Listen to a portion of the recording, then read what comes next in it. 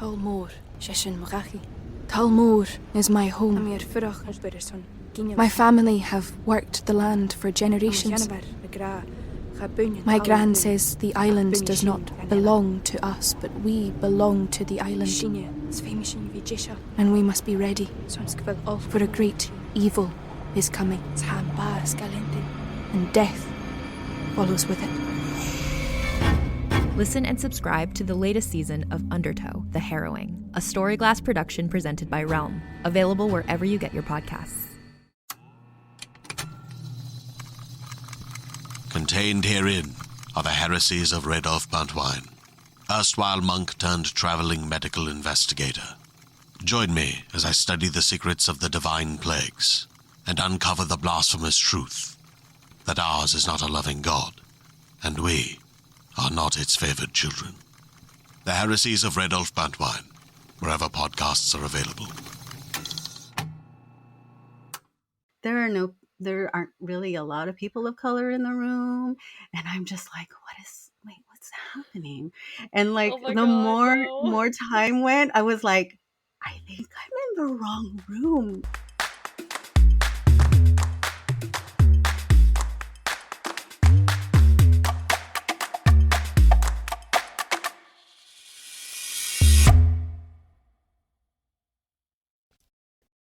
Hello world, and welcome back to another episode of Thanks for Coming In. I'm your host, Jillian Clare. If this is your first week tuning in, welcome. It's good to see ya. This is the show where I speak to fellow actors about their journey in this wild industry, and I make them share a couple bad and embarrassing and funny audition stories.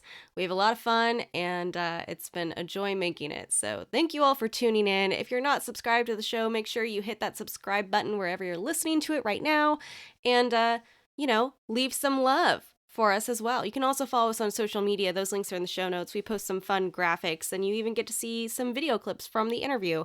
So check that out. And let's get to today's show.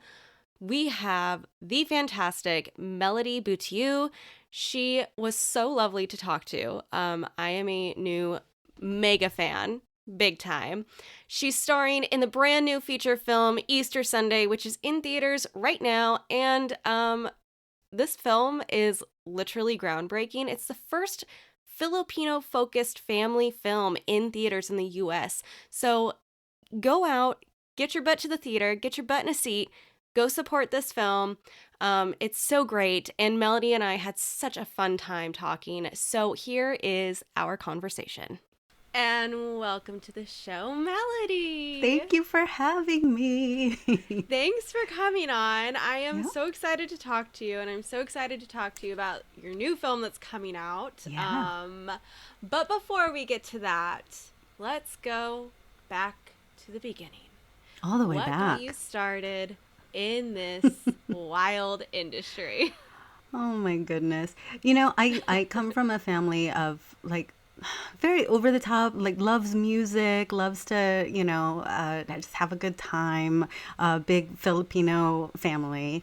So my mom was, she loved to sing. She was a big, she was the conductors of the choir. My dad loved to sing. They always loved to dance, stuff like that. But for them, it was always a hobby. And I remember my mom telling a story of how when I was, 3 years old. I don't remember it. I'm just taking her word for it. But she said there was like a big Filipino community picnic in New York City. And she said that I saw the stage and I just ran up on stage and started singing. I was like, I did. And she's like from the beginning, like, this is what you wanted to do. Mostly it started really with singing. I would like put the big headphones on and pretend I was in a recording studio, things like that. Mm-hmm. And then when I was done. Yes. And when I was in elementary school, they'd start having the school plays, things like that. And I would audition and I would read and I would just stumble over the words. I'd had a really hard time reading out loud. And so my teachers all said, they're like, oh, you're not so good at reading, but your voice is really great. So let's give you a solo. So like I would have a feature. I'd get to sing a song, but they just never gave me lines. And then in high school, so I just thought, oh, I'm a singer, you know, I'm bad at the other stuff. But so in high school, I was in choir, and I went to Chatsworth High School, and I saw this incredible production of Sweeney Todd. It was just mind blowing, and they had a really good theater program, and I had like a conflict in my schedule where I couldn't take choir, so I said, why don't I just sign up for a drama class, and that was kind of the beginning, and it still was in musical theater. I did, Little Shop of Horrors and Jesus Christ Superstar in high school. Fun. And then, and then when I was in college, I did start doing more plays. I did start doing more straight plays. I joined this theater company called Here and Now, which, even though I was in college, on the weekends, I would travel from San Diego to Pasadena to rehearse. And we would rehearse on the weekends with students from all over Southern California, from Santa Barbara, from USC. And we would create and write and perform these original sketches to perform around the country. So we would perform in colleges and universities all over the country for big Asian American, conferences and things like that. Wow. And that was like a really kind of pivotal moment of me going, oh, I really like this side as well. And I remember there was one performance we did at Duke University, and one of the pieces I talked about my mom. My mom got sick when I was very young. She got sick when I was in the 4th grade, and was sick most of my childhood and passed away when I was a teenager. And so there was a piece that we had written, thank you. There was a piece that we had written where I talked about it and just kind of talked about my experience. And it was a big auditorium full of students, but I saw I saw this guy just kind of bow his head and like shaking, crying. And when we would perform around the country, we would do also kind of workshops, where you pass the clap and, do little theater games Zip, zap, and things zop, like all that. Yeah, zip, zap, zop, all of that. And after one of the workshops, he came up to me and he said, my mom passed away a couple of weeks ago, and I almost didn't come to this conference. I didn't want to come.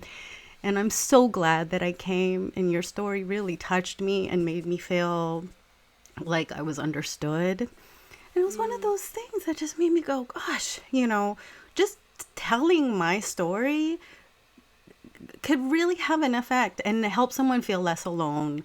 And that was, one of those things that just made me see the value of what we do, because I know at the end of the day, we get to play pretend. We get to, follow our passions and tell stories.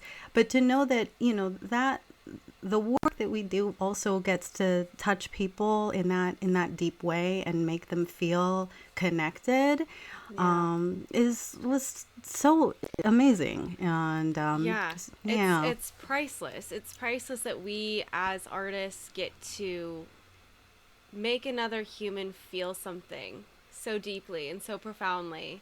Yeah. And it's not really a gift that a lot of people get to do in this world. Yeah. So it's amazing when people find their talent with that.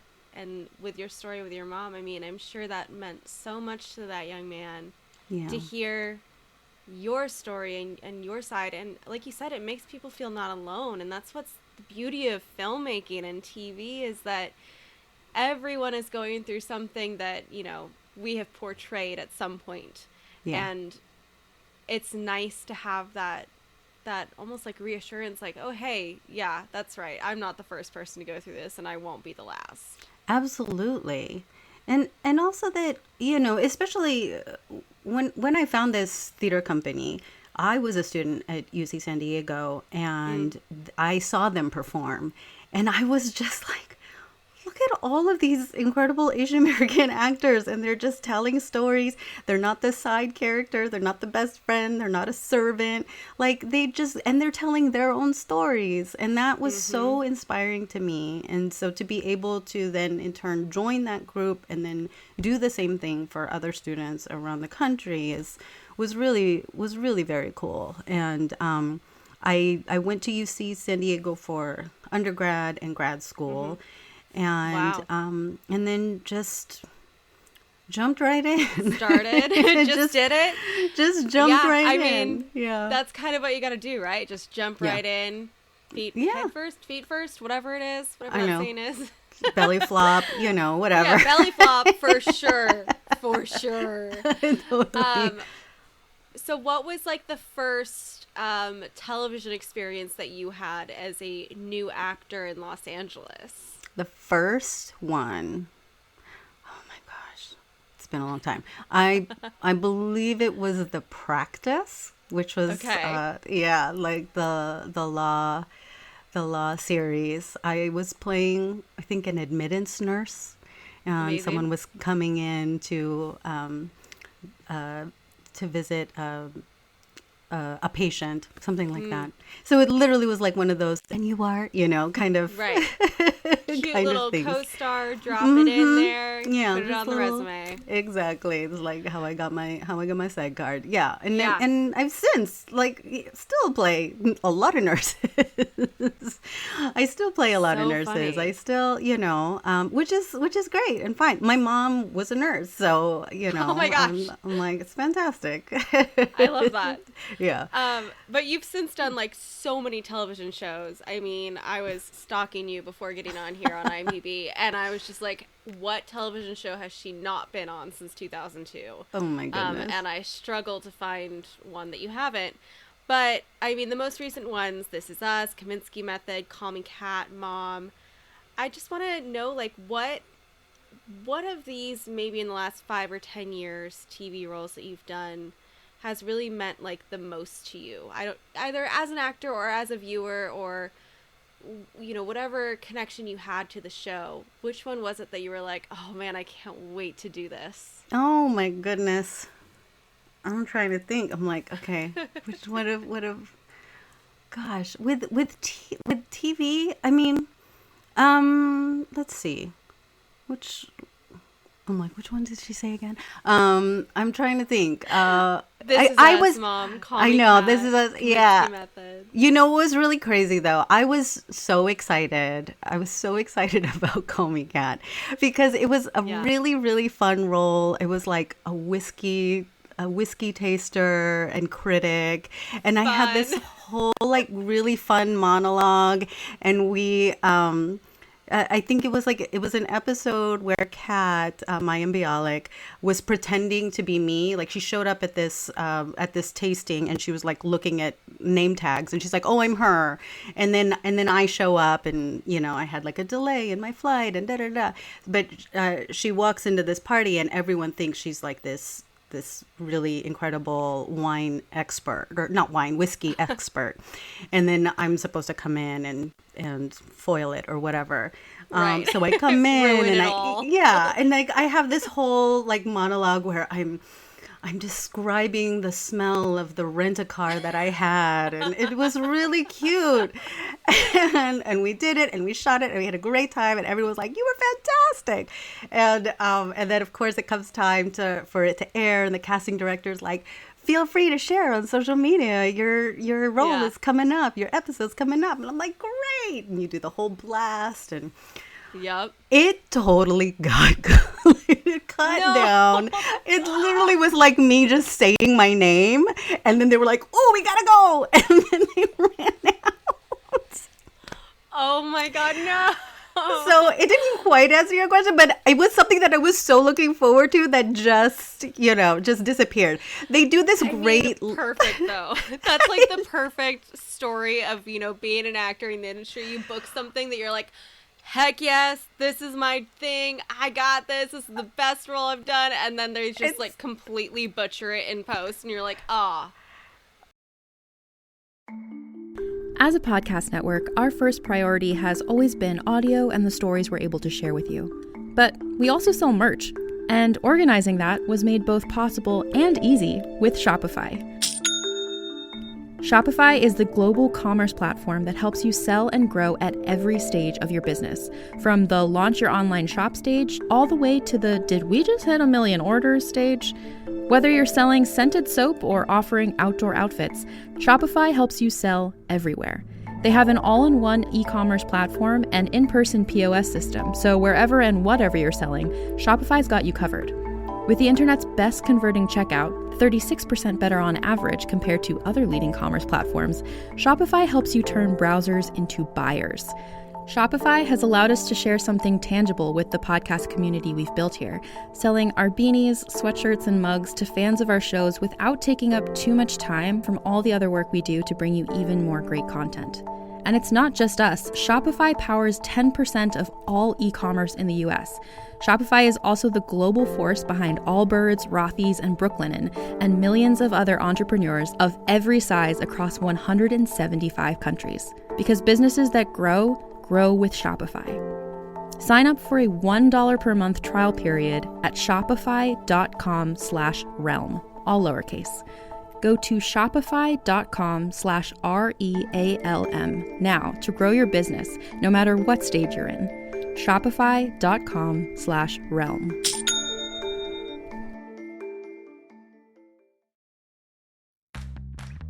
You can shop from anywhere doing pretty much anything. You might shop while working, eating, or even listening to this podcast.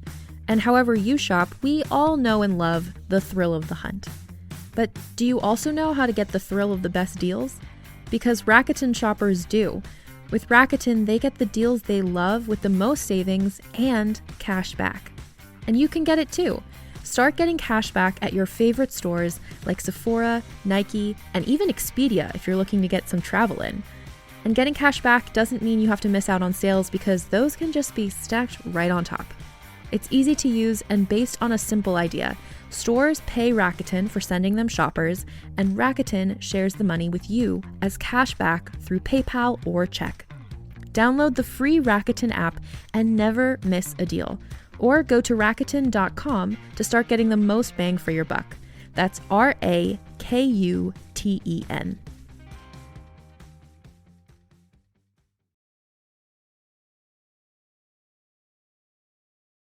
Which brings us to Easter Sunday. Easter Sunday, which is coming out on August 5th. And some people might think, why is Easter Sunday coming out in August? Because we're on Filipino time, so it's fine. It's okay. You can wait a little bit. There you go. That's right. That's how we roll. But Easter Sunday stars Joe Coy, who is a stand-up comic. He is a comedic sensation, really. He's on his Funny World Tour, has been for the past year, and is selling out stadiums 2-3 times over. I mean, it's insane. And I remember watching his stand-up specials on Netflix. He has 3 on Netflix, and he has another one coming out. And just being so blown away by his storytelling, by his specificity, by his love of, just telling the stories of how he grew up and his family, and feeling so connected to that, that when I heard that a movie was being made, about Joe Coy, that he was making a movie, I was just like, I can't wait to see it. I'm going to be there. I'm going to be like first in line. I'm so excited. That's going to be so great in the theaters. Yeah, I know. I'm like, I'm gonna get my popcorn. I'm ready, and then to then be cast in it, and to be part of this big, huge, beautiful family, with all of our quirks and all of the the ways that we want to love and celebrate each other, but also the ways we drive each other crazy and have these expectations, and all of the things that are wrapped up in family. Is very, very exciting. This is the first major Hollywood studio film centered around a Filipino-American family. It has a primarily Asian-American cast. We have an Asian-American director in Jay Chandrasekhar. It is breaking barriers and, busting through however many glass ceilings, like just so many, and it's such an incredible moment. I Yeah. remember even just the first day, like before we even started shooting, like Joe kind of gathered us all together, and he could feel gets really emotional for someone who's like, side-splittingly funny and so sharp and so witty. He wears his heart on his sleeve, and he was really Mm. emotional about how much it meant to him that we get to tell this story. Oftentimes we're told, oh, people aren't going to understand your culture, or they're not going to like when I first started working professionally, I was told, don't expect to be cast as Filipino because middle America doesn't know what Filipinos are. They don't know where the Philippines is. So Yikes. those roles Yikes. just aren't out there. You kind of look Asian, but not really. Like as far as like, I don't look It's East like Asian. the breakdowns that say ethnically ambiguous. And you're Yeah. like, Yeah, they're like, what "You're does that ambiguous." I'm like, mean? I'm not I'm ambiguous. Filipino. I know Yeah. who I am, you know? But they're like, "Maybe you can change your name to, to something more Spanish, 'cause and maybe you can learn Spanish." And like Oh my god, then my jaw's on the floor. yeah, yeah, right? So then it's like, maybe we'll submit you for these Latin roles, Latino roles, and I'm like, "But I'm not?" You know? Oh my And god. it was just them trying to like figure out what box they could put me in. And even the Filipinos who were working, Tia Carrere, who plays my mom, she has decades of a career, Mm. but oftentimes she was not playing Filipino. Lou Diamond Phillips, I didn't even know he was Filipino for many I years. had no Yeah, idea until yeah. I was looking up this film. I did not know that he was actually Filipino. He is Filipino. He's Filipino, It's and proud amazing. and proud of it, But Yeah. his breakthrough roles were, La Bamba, Stand and Deliver, Young Yeah. Guns, all of the, and he's certainly, he honors the roles. He does, even La Bamba, like the whole family, like endorsed him. They wanted Right. him for this role. So, but we're actors, and we want to feel like we can be chameleons, but we also want to feel like who we are matters. And it's not Mhm. something to hide, and it's not something to water down.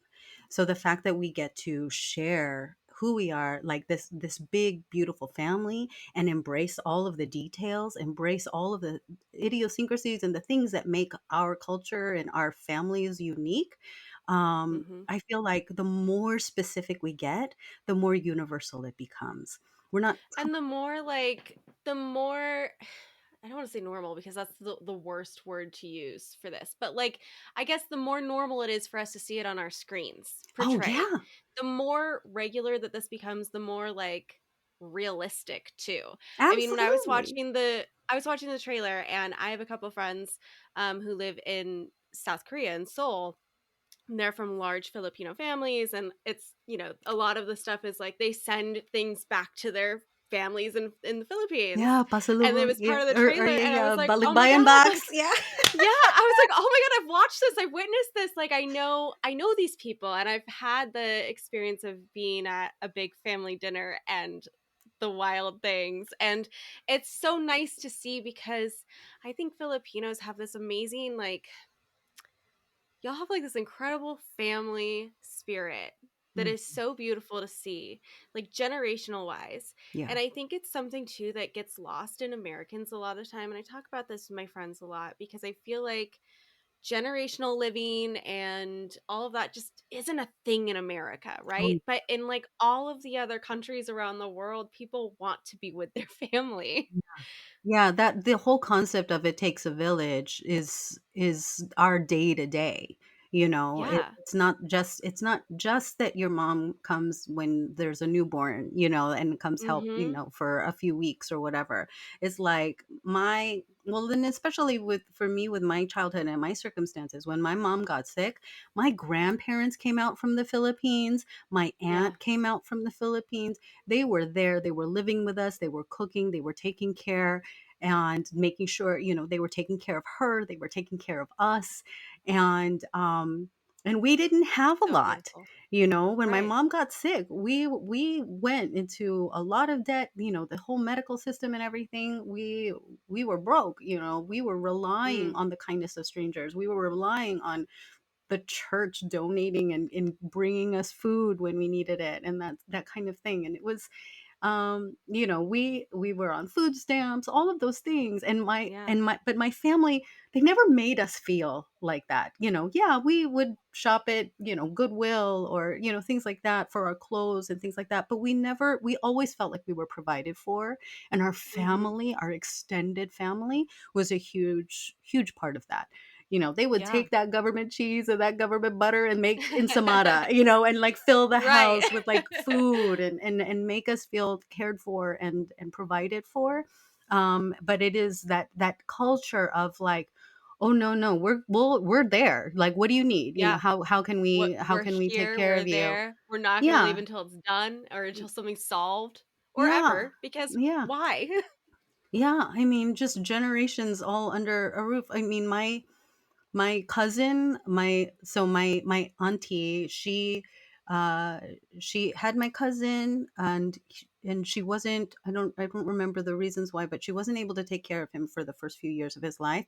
And then Mm, he was with us. He was like our little brother. And yeah. then, when he was a little bit older, she was able to bring him back, and he was able to go back. But I mean, he's still like my little brother. Yeah. And it's just like, all right, we got you. What do you need? It's that kind of mentality in a big Filipino, with a big Filipino family. And I love that, like you said, like Joe Coy decided to do a film based in his roots of a Filipino family, Yeah. not some big action movie or anything like that. Anything else he could have done. Yeah. He said, no, let me show you my people. Let me show you my Absolutely. culture. Let me show you how loving and how caring and how wild we all are. I mean, I Yeah. just think it's such a beautiful thing that he chose to do that with this voice that he was given, and now you all get to show the world how amazing the Filipino culture is. Yeah, it's such a gift. I mean, yeah, exactly. He could have pitched anything. He could have been the center, and he still is. It is still his story. It's about him and his son, but it is about the family. It's about the people. It's Hmm. about all of us together, and it created an opportunity for all of us to bring our collective histories, to bring, Yeah. our experiences and what we know into this story, to create these big, beautiful, full characters. We were talking about stereotypes and being typecast and Hmm. thing, and I was having this conversation with Martha Milan, who's in The Cleaning Lady on Fox, which is Mm. centered around another Filipino family, and Hmm. that, is a drama. And yes, they are playing maids, but you to see not just them coming in and, cleaning a shelf and then Right. walking out, or It's not just that good day, sir, and then like yeah, leaving. yeah, it's like so and so's here to see you. Like you get to see a full life. You get to see her kids. You get to see Yes. what she's working for, what she's struggling with, her survival, her tactics, all of those things that help. I mean, and that's a dream. You don't grow up thinking, "Oh, I can't wait to play a maid," but to play a character that's rich and full, and you get to see all Hmm. the different colors and all the range of their life experience. That's a dream. That's a gift. And Yeah. so for us, we get to celebrate. We get to, there's a lot of shenanigans in this in this movie. There's some craziness that happens, but he Joe said, he didn't want to go for the cheap jokes. He didn't want he wanted the audience to laugh with us, to laugh at with our Mm. circumstances, as opposed to laugh at us and make us the butt of the joke, or make the accent the butt of the joke. Because people have accents, and I mean, I Hmm. my character speaks with an accent. Some of my favorite people in the world speak with accents, so Right. I'm not shying away from it, but I want to honor it, and I want to know that people with accents have a full lived history. They've given up an entire life that they knew to start somewhere else, and that's nothing to be ashamed of. That's, there are Yeah. things to celebrate in that. And then so you see the generational, you see in the family, you see people who are born here, people who don't speak with an accent, and then people who do, and but we all are striving and wanting the best for one another. Gosh, I can't wait to see this. Oh my gosh, I'm so excited. Okay. um, Okay, well, on Good, this good. show, we like to share bad audition stories or funny ones or embarrassing ones or the one that got away.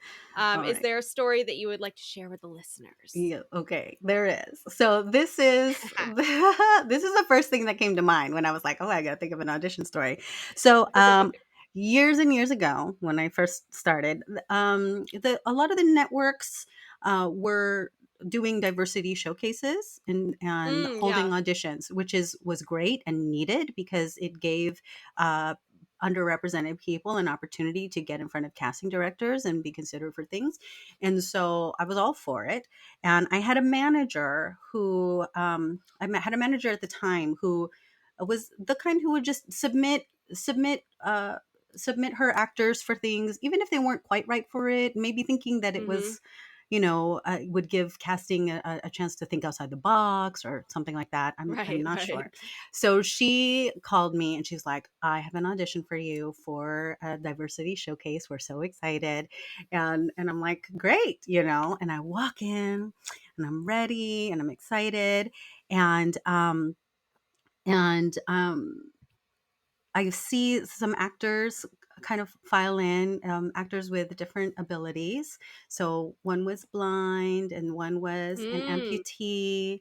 And I'm looking around. I'm like, oh, okay. So this is like a really wide diversity showcase. Like it's also including people with different abilities. Great, you know. yeah. And I'm like, there aren't really a lot of people of color in the room. And I'm just like, what's happening? And Oh like my the God, more no. more time went, I was like, I think I'm in the wrong room. Like, what is going on? And I had signed Oh in my and God. everything, and the interns coming in and out, and like bringing people in for their auditions, and I'm still not seeing any people of color, and I'm just like. So the next time she came out and I was like, hey, this is for the diversity showcase, yes? And she's like, oh yeah, this is for the diversity showcase. I'm like, great. um is it for people of color too, or just people with different abilities? She's like, oh, it's for people with disabilities. And I was like, I don't have a disability. And she's like, oh, hmm, hang on a minute. And she went she went back to the room to the casting director, and then came back out. She's like, yeah, so this is a showcase for people with disabilities, but we'll still see you if you want. And I was like, oh no, like, no, that's Oh my God. okay. That's fine. Thank you though. And I like gathered my things and I'm like, oh my gosh, with my tail between my legs and I'm getting Oh ready my to go God. out and there's an actor sitting across from me and he was like, hey, you leaving so soon? And I was like, oh yeah, I think they called me in, but I'm not supposed to be here. And he was like, oh, okay. I was like, but have fun, break a leg. And he goes, well, I only have one. And I was like, Oh my God. he was so gracious. He was totally laughing, but I was just like, my face fell. It's like a series of just embarrassing things, and then you just tapped it with the cherry right That's there just as you were leaving. absolutely just that's my button, as I'm getting out. Wait, so did you call your manager? Did you say like, hi, this was not for me? No, don't, of course I did. And I don't even remember what she said. It was so long ago. And it was just like, oh, I don't know. They said, I submitted you and they called you in. I'm like, yeah, but why would you submit me for this type of showcase? Like, Right, I of course get they called you in. Like, you could have had any sort of ability that they could not see on a on a headshot. headshot. Yeah. But if you submit me for this, then They're gonna think. they're gonna think, Yes. okay, great. Oh my goodness. I cannot believe that. Break leg. Well, I heard I only have one. Oh no. It's I did just it. what a great guy though. To crack He that was joke. lovely. Oh my God. Whoever you are, if you're listening to this, I love you. Wow. That's a solid story right there. There you That's a go. solid one. There you go. Good. Well, I Because I have know so you hear them a enjoyed lot. I do, but that's a great one. Um, I've had so much fun talking to you. Oh my goodness. Where can people follow you on social media to stay up to date with all your things? That's right. Okay. So on Twitter, I'm Melody Butiu. So that's MELODYBUTIU. I don't tweet as much as I'd like to. I sometimes I retweet and then and oftentimes my Twitter is just like Melody posted something on Instagram. So, there you go. I'm most active on Instagram. But even then, I don't know. I don't do the reels. It's all new to me still. Some of the You know the what? new functions. I'm trying to do the reels. I'm trying to do it. But hey, I saw your Instagram. You were looking fire at the premiere, girl. Thank you so Fire. much. Thank you. I So was good. so grateful. Sky JT Naval was my stylist. Caitlin Krantz We love a makeup. call out. Yeah. So Love a call out. excited, so grateful. So on Instagram, I am the Melody Butiu. So yeah, She is the one. that's right. Well, I've so enjoyed talking to you, and I can't wait to see all the doors that this movie opens for you, because Oh, I feel gosh, like it's thank you. going to, and I think, I just pray that this is the film that brings Filipino life into mainstream media, because it's so needed. I And love thank you it. so much for sharing your stories. I mean, I feel like you really opened up to me, and I'm really thankful for that. Thank you. I really, really appreciate this conversation. It was so great talking with you. Thank you for having me, and thank you for your patience with the technical stuff. Thanks again to Melody for coming on the show. It was so fun talking with her. Make sure to catch Easter Sunday in theaters right now. And tune in next week. We have Bill Kelly on the show, who you can see right now in Where the Crawdads Sing, another awesome film in theaters. So go check that out before next week's episode. And thanks for tuning in, everybody. Make sure you're subscribed and leave us some love. And as always, thanks for coming in.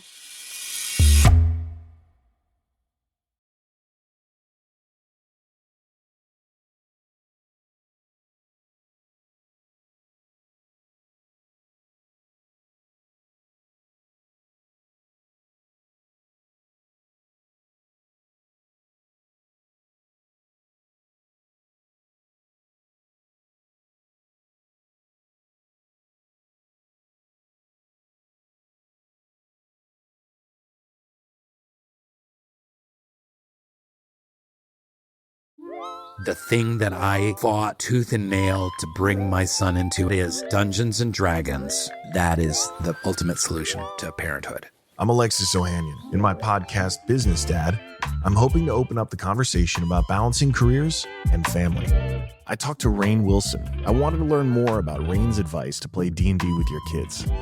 Business Dad is available now, so be sure to listen and subscribe wherever you get your podcasts.